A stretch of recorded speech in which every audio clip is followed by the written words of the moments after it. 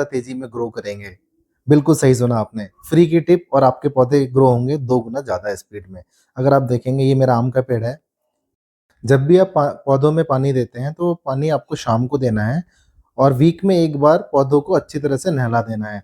जिससे पौधों की पत्तियों के ऊपर जमी हुई मिट्टी अच्छे से निकल जाएगी और वो अपने लिए अच्छे से खाना बना पाएँगे। आपने सोलर पैनल देखा होगा। अगर उसके सरफेस पे डस्ट इकट्ठी हो जाती है तो उसका जो इलेक्ट्रिसिटी जनरेशन रेट होता है वो काफ़ी कम हो जाता है।